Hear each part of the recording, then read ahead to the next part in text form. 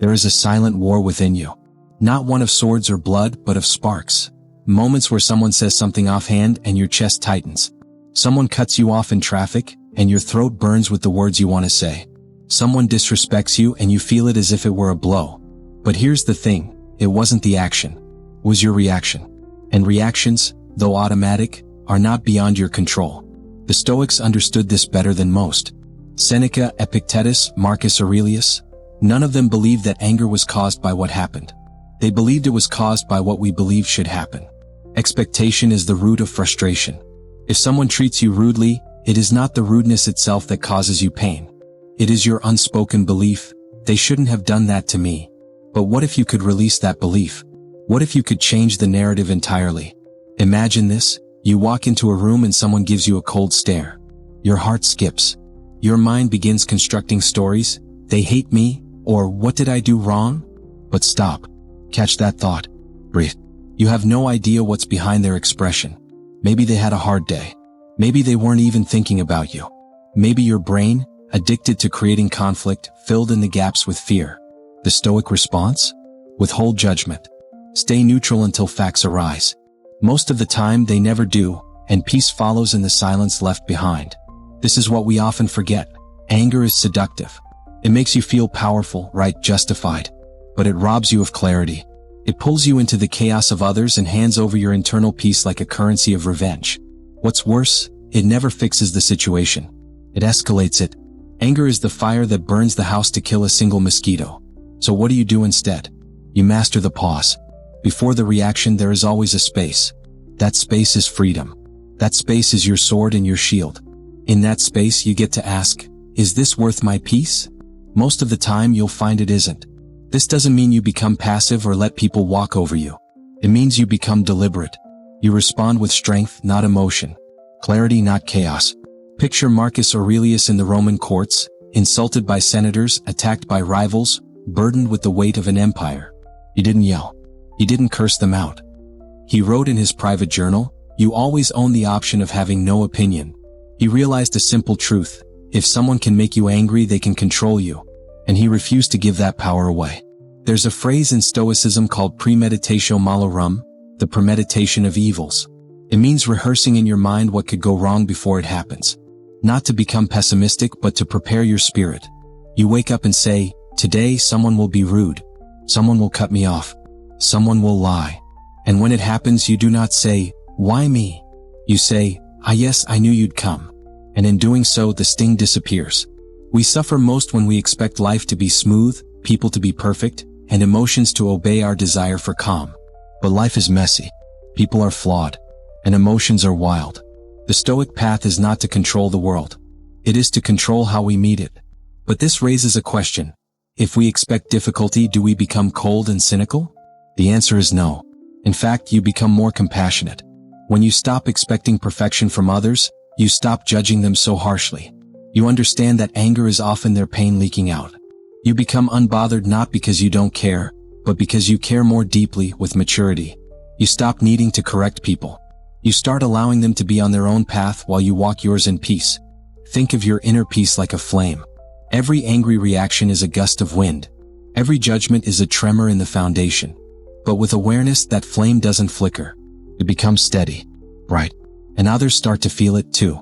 They speak with you and feel calm. Not because you're pretending, but because your inner world is untouchable. What greater power is there? When someone tries to provoke you and fails, they are forced to confront their own emptiness. When you refuse to be dragged into drama, you reveal that peace is not weakness, it is strength under restraint. The person who cannot be provoked is the strongest person in the room. You are not here to be everyone's emotional mirror. You are here to reflect your values. You are here to embody stillness in a storm. This isn't just philosophy. It's training. You'll fail some days. You'll snap, lash out, feel ashamed. That's part of the process. The key is not perfection, but reflection. Ask yourself afterward, what thought triggered my anger? What belief gave that person power over my mind? And then rewrite the script. Change, they disrespected me. 2, they are acting from their pain. Change, this shouldn't be happening. 2, this is life showing me what I still need to master. These rewrites are not lies. They are reframings, and reframing is how the Stoic builds mental resilience. In the still moments before sleep, ask yourself, where was I reactive today? Not to judge, but to learn. With each day, you'll find the fire within burning cleaner, brighter, less prone to smoke. And slowly, something strange will happen. People will still act out. They'll insult, provoke, and lie. But you'll notice you're not bothered anymore. Not because they've changed, but because you have. And in that, there is freedom. A quiet, inner liberation that no one can give you and no one can take away. There comes a moment when you start to realize something deeper. That most of your emotional suffering doesn't come from others. It comes from the meaning you assign to what others do. You interpret their silence as rejection, their criticism as an attack, their indifference as proof that you are not enough. But what if none of that was true? What if the pain wasn't in the event, but in your interpretation of it? The Stoics were relentless in exploring this insight. Epictetus said, "It is not events that disturb us, but our judgments about them." You are not upset because someone said something harsh. You are upset because you believed it shouldn't have been said. You are not anxious because your plans changed. You are anxious because you believed they had to go a certain way. Every negative emotion, when followed to its root, leads to a rigid belief about how life should be. And Stoicism's medicine is this: soften the belief and you soften the pain. It's easy to believe that peace means never feeling anything, that becoming unbothered is the same as becoming numb. But Stoicism teaches something subtler. What you feel is natural. What you do with those feelings is what matters. This is why mastering the pause is the hinge of emotional wisdom. Imagine you feel that rush, your jaw tightens, your body tenses, your heart thuds with that familiar rhythm of anger. Most people think that in this moment they've already lost. But actually, it's in this moment that you have your greatest chance for victory. The Stoics trained for this moment. Not with swords or sermons, but with silence. The space between trigger and response is where your freedom lives.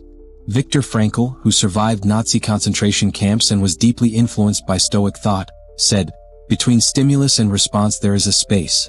In that space is our power to choose our response. In our response lies our growth and our freedom." Pause. Breathe. Watch the sensation without fusing with it. When someone insults you, they are offering you their pain. Do not accept the gift. When someone gossips about you, they are projecting their own insecurity. Let it pass like wind through open hands.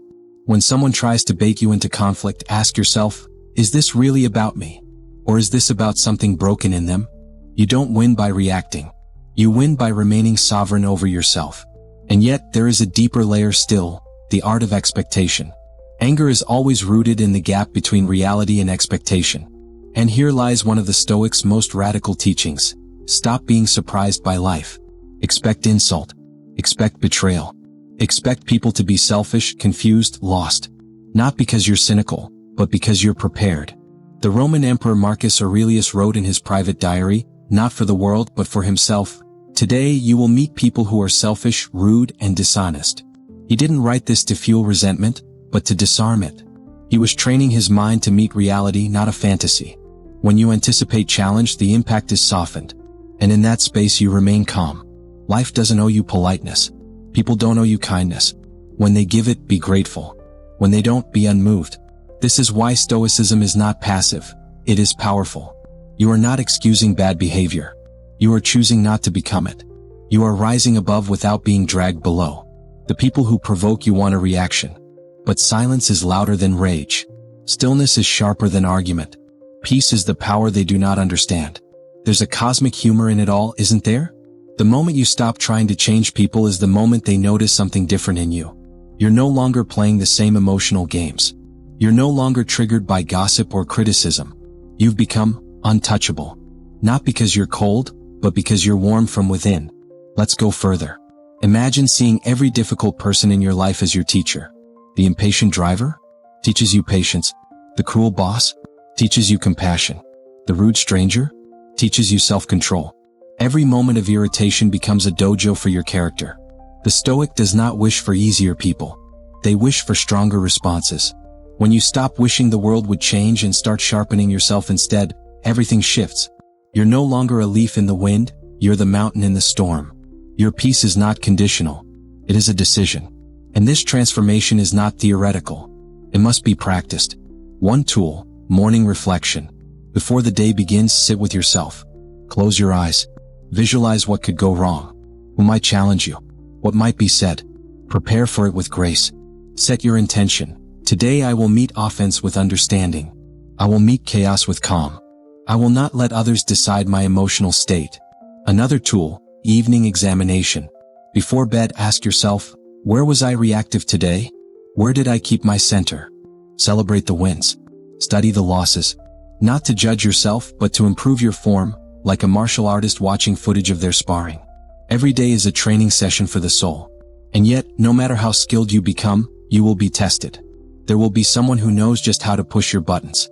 A loved one, a coworker, a stranger who catches you at the wrong time. In that moment, remember this: you are not your emotion. You are the one who watches it rise and fall. You are not your anger. You are the stillness underneath it. You don't fight the fire by pouring gasoline on it. You extinguish it by removing the fuel, your reactivity. You choose to observe, not absorb. You choose to remain anchored.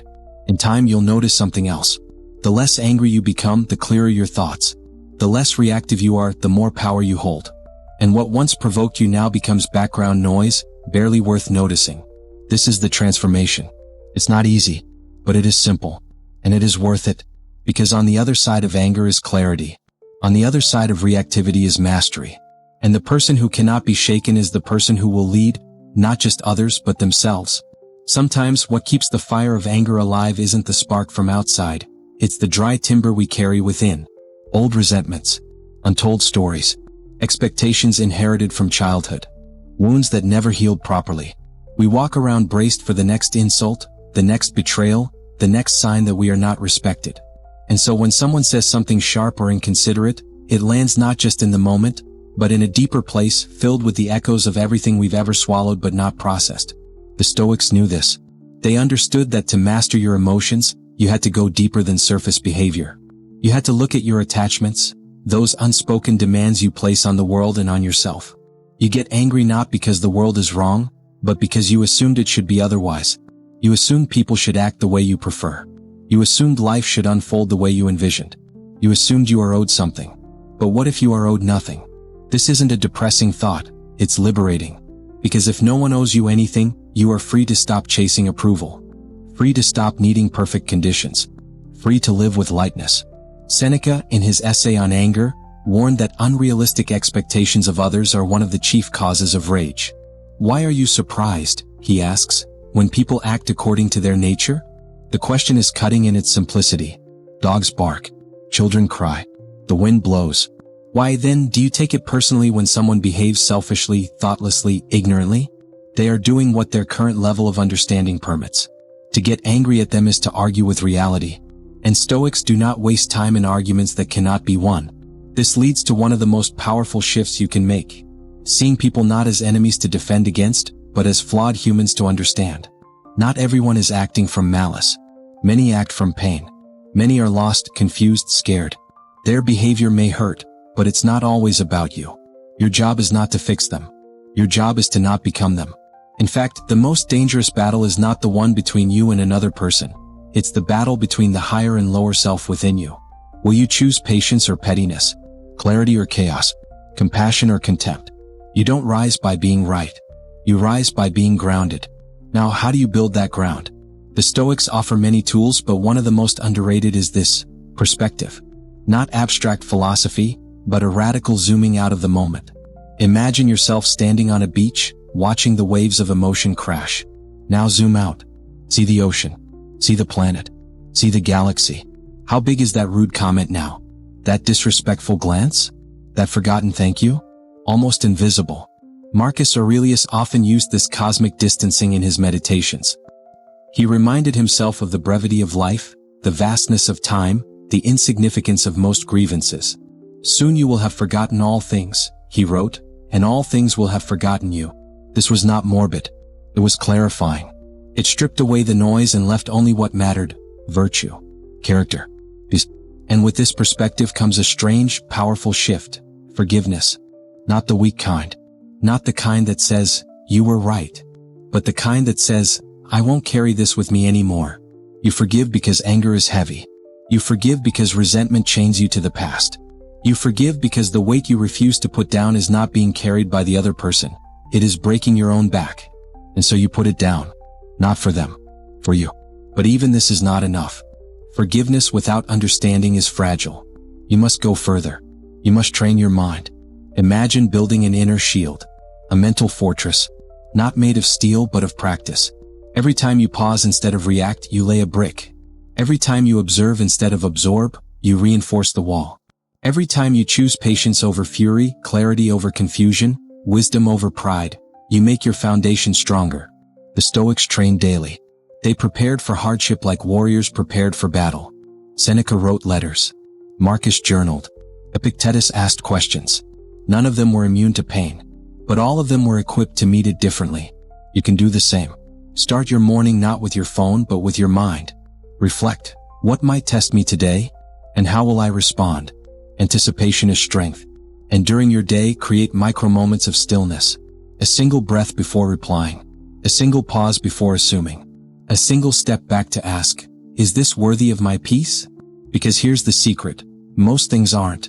And in the evening, ask yourself, what did I learn today about my triggers? About my boundaries? About who I want to become? Growth is not linear. You will fail. You will lose your temper. You will say things you regret. But each mistake is not a mark of failure. It is material for your refinement. The Stoic path is not perfection. It is return. Return to presence. Return to clarity. Return to who you are when you are not caught in reaction. And in time, something beautiful happens. The world may still be chaotic. People may still be difficult. But you become immovable. Not because the storm has ended, but because you built a stillness within that no storm can reach. You are no longer a slave to offense. You are free. Let's imagine this. You wake up one morning and without thinking you check your phone. Someone has sent you a disrespectful message. Maybe it's your boss criticizing you unfairly. Maybe it's a friend who snapped at you. Maybe it's a stranger on the internet throwing negativity your way. Normally this ruins your day. The words loop in your mind. You rehearse what you should have said. You fantasize about clapping back, about being heard, about winning. But today something is different. Today you pause. You breathe. You remember, this is a test of my training. This moment is not about them. It's about who I want to be. You close your eyes and step back, not from the world but from your conditioned reactions. You feel the heat in your chest, the spike in your thoughts, and you let it pass like a wave rolling over you instead of into you. You remember that peace is not the absence of conflict. It's your refusal to become part of it. You've reclaimed your power. That's the essence of this path. It's not flashy. No one may even notice. But inside you've begun a revolution. One that replaces knee-jerk anger with still awareness. One that chooses freedom over reactivity. You begin to see anger not as a sign of strength, but as a sign of disconnection. From yourself, from your center, from the present. You begin to see that almost no offense is worth the peace you sacrifice for it. And so, you practice letting go, not out of weakness but out of wisdom. You return to the small rituals that anchor you, a silent walk in nature. A cup of tea with no phone in hand. A quiet review of your day not with judgment but with honesty. Where did I slip? Where did I stand strong? What can I learn not just about others, but about myself? This is daily armor. And what happens over time is something subtle but profound. You become unshakable. Not cold. Not indifferent. But clear. Grounded. Whole. You start noticing the way others are trapped in their own storms. People yelling not because of you but because they are lost in their own fears, their own wounds. And instead of matching their energy, you hold steady. Not above them but beyond the pull of their chaos. You've built something sacred, something no one can see but everyone can feel when they're around you. A kind of invisible strength. A calm gravity. A peace that's not performative but earned. And that peace becomes your superpower. It's what lets you walk into conflict and bring clarity. It's what lets you hear criticism and sift out what's true without being crushed. It's what lets you forgive, not because others deserve it, but because you deserve freedom. This right here is the Stoic way. Not repression. Not detachment in the cold sense. But deep engagement, with life, with others, with yourself, minus the baggage of ego and reactivity. It's a commitment to clarity over confusion, meaning over mayhem, essence over ego. You'll still feel anger from time to time. That's human. But now you know what to do with it. You know it's just a messenger, not a master. You've trained yourself to listen, to learn, and then to let it go. And each time you do, you reclaim a little more of your power. You step a little closer to the self that is unoffended, untouchable, not because it's invincible, but because it no longer seeks validation from chaos. So when the world tries to shake you, When someone cuts you off in traffic, when a friend disappoints you, when a stranger insults you. Smile, breathe, and remember, this is just wind. And you? You are the mountain. If this spoke to you, subscribe to Stoic Way for more timeless wisdom. Comment below, what's one trigger you're learning to release, and how will you respond differently next time?